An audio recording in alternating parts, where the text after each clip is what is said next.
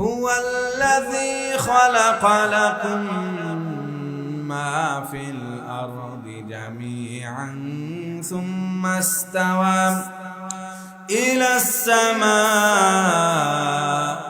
বান্দা, এই পৃথিবীর বুকে যা কিছু আমি সৃষ্টি করেছি সমস্ত কিছু আমি আল্লাহ রাব্বুল আলামিন তোমার জন্য সৃষ্টি করে দিয়েছি।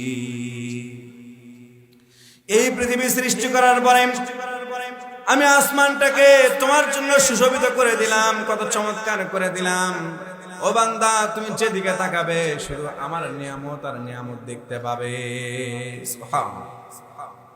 যেদিকে তাকাবো আমরা কার নিয়ামত দেখতে পাবো? বলেন তো, কার নিয়ামত দেখতে পাবো? আল্লাহ রাব্বুল আলামিনের নিয়ামত আমরা দেখতে পাবো। কোন কোন নিয়ামতটাকে আমরা অস্বীকার করব? ফাবিআইয়ি আলাই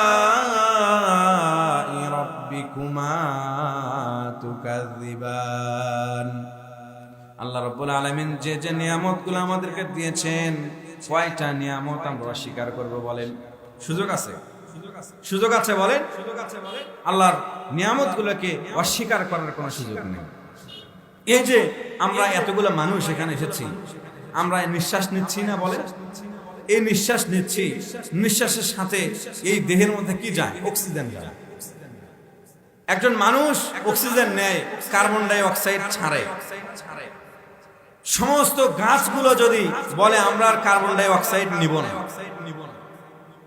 আমরা এখন থেকে অক্সিজেন নেব, তারা যদি আন্দোলন করে, মানুষ বাঁচবে? বলেন, মানুষ বাঁচবে? কিন্তু এটা কখনো সম্ভব নয়, কারণ এই ব্যবস্থাপনা যিনি করে দিয়েছেন তিনি কে? এই ব্যবস্থাপনা যিনি করে দিয়েছেন তিনি কে? আল্লাহ। আল্লাহ রাব্বুল আলামিন মানুষের জন্য যা যা প্রয়োজন, যা যা দরকার, সব ব্যবস্থাপনা আল্লাহ রাব্বুল আলামিন মানুষের জন্য করে দিয়েছেন। সুবহানাল্লাহ। এই যে আমরা চোখে যা দেখতে পাই, সুন্দর মানুষ, সুন্দর পরিবেশ, প্রাকৃতিক দৃশ্য, সমস্ত কিছু আল্লাহ রাব্বুল আলামিন এই বান্দার জন্য সৃষ্টি করে দিয়েছেন। কিন্তু একদিন সবকিছু শেষ হয়ে যাবে, ধূলিসাৎ হয়ে যাবে, ধ্বংস হয়ে যাবে, সব থাকবে নাকি? অতীতে আমাদের পিতাকে দেখেছি, দাদাকে দেখেছি, খুব কম দুই একজন মানুষ তার পিতাকেও দেখতে পারে, কিন্তু তার বাপ দাদাকে কয়জন দেখেছি? দেখেছি?